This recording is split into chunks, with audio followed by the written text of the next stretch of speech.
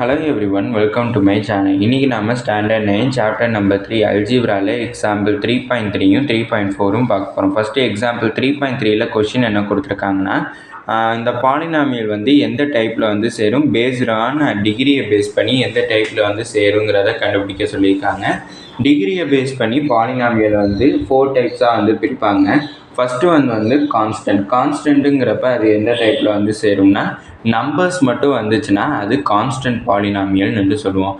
அதுவே வந்து ஒரு பாலினாமியலோடைய டிகிரி வந்து 1 இருந்துச்சுன்னா அது வந்து லீனியர் பாலினாமியல்ங்கிற கேட்டகரியில் சேரும். அதுவே ஒரு பாலினாமியலோடைய டிகிரி 2 இருந்துச்சுன்னா அது குவாட்ரட்டிக் பாலினாமியல்ங்கிற டைப்பில் சேரும். அதுவே ஒரு பாலினாமியலோட டிகிரி 3 இருந்துச்சுன்னா அது கியூபிக் பாலினாமியலில் சேரும். இப்போ கொடுத்துருக்க டேர்ம்ஸ் வந்து எந்தெந்த பாலினாமியலில் சேரும்னு பார்க்கணும். ஃபஸ்ட்டு இங்கே cubic root of 4 into z plus 7 கொடுத்துருக்காங்க. இப்போ எப்போதுமே வேரியபிள் தான் பார்க்கணும். இங்கே கியூபிக் ரூட் ஆஃப் 4ங்கிற ரூட்டுக்குள்ளே இசட் வந்து இருந்துச்சுன்னா ரூட்டை வந்து கன்சிடர் பண்ணணும். ஆனால் இங்கே இசட் வந்து தனியாக இருக்குது அப்படின்னா அதோட பவரில் வந்து எதுவுமே இல்லை, அதை 1ன்னு கன்சிடர் பண்ணிக்கலாம். அப்படின்னா எனக்கு இதோட டிகிரி வந்து என்னென்னா 1 டிகிரி. டிகிரி வந்து 1ங்கிறப்ப அது எந்த டைப்பில் வந்து சேரும்னா லீனியர் பாலினாமியல்ங்கிற டைப்பில் சேரும். அடுத்தது இங்கே இசட் கியூப் அடுத்து இசட் ஸ்கொயர் ரெண்டுமே இன்வால்வ் ஆகிருக்கு. அப்படி இன்வால்வ் ஆகிருக்கிறப்ப எதோட டிகிரி வந்து ஜாஸ்தின்னு பார்த்தோம்னா இசட் கியூபோட டிகிரி தான் ஹையஸ்ட்டு. அப்படின்னா கியூபுங்கிறப்ப டிகிரி வந்து 3. டிகிரி 3 இருந்துச்சுன்னா அது எந்த டைப்பில் வந்து சேரும்னா கியூபிக் பாலினாமியல்ங்கிற டைப்பில் சேரும்.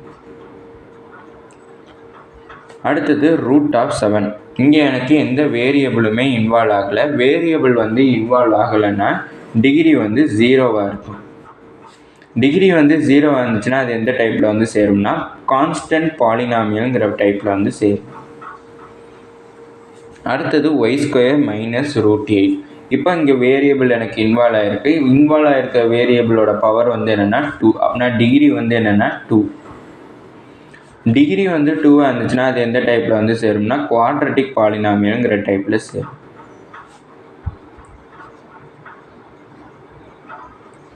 அடுத்தது எக்ஸாம்பிள் 3.4.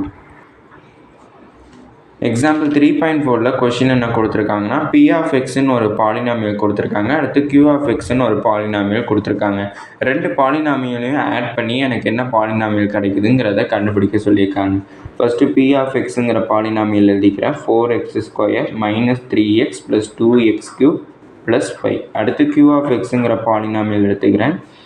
x² plus 2x. அடுத்து எனக்கு இங்கே ஒரு கியூபிக் டேர்ம் வந்து இருக்குது. ஃபஸ்ட்டு இதை நான் கிவனை மட்டும்தான் எழுதிட்டுருக்கேன். அப்படின்னா ப்ளஸ் 2x ப்ளஸ் 4. இது வந்து எனக்கு கொடுத்துருக்க பாலினாமியல். ஃபஸ்ட்டு பாலினாமியலை வந்து ஸ்டாண்டர்ட் ஃபார்மில் வந்து எழுதிக்கணும். ஸ்டாண்டர்ட் ஃபார்முங்கிறப்ப டிகிரி ஆர்டர் படி வந்து நம்ம கொடுத்துருக்க பாலினாமியலை எழுதணும். அப்படின்னா ஹையஸ்ட் டிகிரி ஆர்டர் படி எழுதணும்னா ஃபஸ்ட்டு எனக்கு பி ஆஃப் எக்ஸில் எந்த டேர்ம் வந்து வரும்னா 2x³. ஏன்னா அதுக்கு தான் டிகிரி வந்து ஜாஸ்தி இருக்குது. அப்படின்னா 2x³ ப்ளஸ் அடுத்து எனக்கு எதுக்கு டிகிரி வந்து கம்மியாக இருக்குன்னா அதாவது 3க்கு அடுத்த டிகிரி வந்து எதுன்னு பார்த்தோம்னா 2. அப்படின்னா 4x² மைனஸ் இங்கே எதுவுமே இல்லைன்னா நான் 1ன்னு கன்சிடர் பண்ணிக்கலாம். அப்படின்னா 2வை விட கம்மியான டிகிரிங்கிற பார்க்குறப்ப 1.